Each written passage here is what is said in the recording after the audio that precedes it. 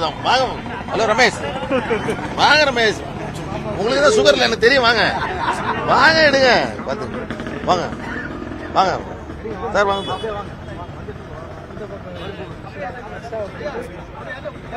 தாங்க தாங்க தாங்க தாங்க எடுமா எடுமா எல்லாரும் அவரை இல்ல. நான் அதை முன்பே பல தருணங்களில் ஊடக நண்பர்களிடம் நான் தெளிவுபடுத்தியிருக்கிறேன். பாட்டாளி மக்கள் கட்சியினுடைய தலைவர் மருத்துவர் அன்புமணி ராமதாஸ் அவர்கள், பாட்டாளி மக்கள் கட்சிக்கு மாம்பழம் சின்னம் ஒதுக்கப்பட்டிருக்கிறது.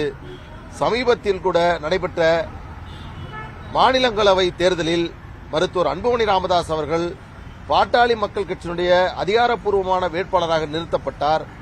அதை தேர்தல் ஆணையம் அங்கீகரித்து அவர் போட்டியின்றி பாட்டாளி மக்கள் கட்சியின் வேட்பாளர் மாநிலங்களவை உறுப்பினராக தேர்தல் ஆணையம் அதற்கான சான்றிதழை 2 தினங்களுக்கு முன்பு வழங்கியிருக்கிறது. எனவே இப்பொழுது சிவில் நீதிமன்றத்தில் அவர்கள் வழக்கை தொடர்ந்துவிட்டு எப்படியாவது சின்னத்தை முடக்கிவிட வேண்டும் என்று அவர்கள் நினைத்தார்கள். அது தற்பொழுது முறியடிக்கப்பட்டிருக்கிறது.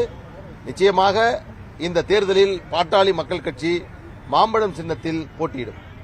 நேற்று ஒரு 18 பக்கம் ஒரு பதில் மனுவை அவர் ராமதாஸ் நிறுவனர் தாக்கல் செய்திருந்தார். அதுல பாமகவுடைய அங்கீகாரம் ரத்தானதற்கு இவருடைய மோசமான நடவடிக்கை தான் காரணம் சொல்லியிருக்காரு. அதை பத்தி என்ன சொல்றீங்க? பலமுறை நாங்கள் அதை சொல்லியிருக்கிறோம்.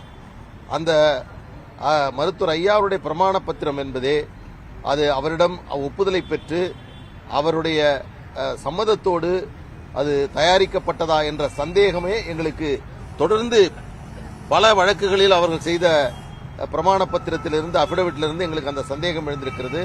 எனவே அதை நாங்கள் பெரிதாக எடுத்துக்கொள்ளவில்லை. இதற்கு முன்பாகவே மருத்துவர் ஐயா அவர்கள் பெயரில் சென்னை உயர்நீதிமன்றத்தில், டெல்லி உயர்நீதிமன்றத்தில் தொடரப்பட்ட வழக்கிலும் இதுபோன்று அவர்கள் சொல்லியிருந்தார்கள். எனவே அதை பற்றி நாங்கள் பெரிதாக எடுத்துக்கொள்ளவில்லை.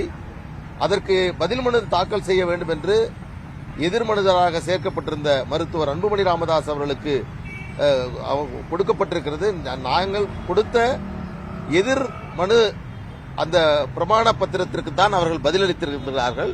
எனவே அந்த வழக்கை, சிவில் நீதிமன்றத்தினுடைய வழக்கை நாங்கள் சட்டப்படி உரிய வகையில் அதை சந்திப்போம்.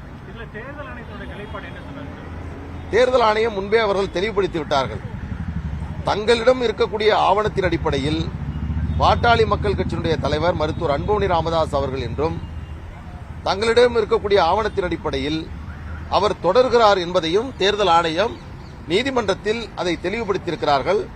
அவர்கள் எடுத்த அந்த நிலைப்பாட்டின் அடிப்படையில் தான் சமீபத்தில் நடைபெற்ற நாடாளுமன்ற தேர்தலில் மருத்துவர் அன்புமணி ராமதாஸ் அவர்கள் பாட்டாளி மக்கள் கட்சியினுடைய மாநிலங்கள் அவை உறுப்பினராக தேர்வு செய்யப்பட்டிருக்கிறார்.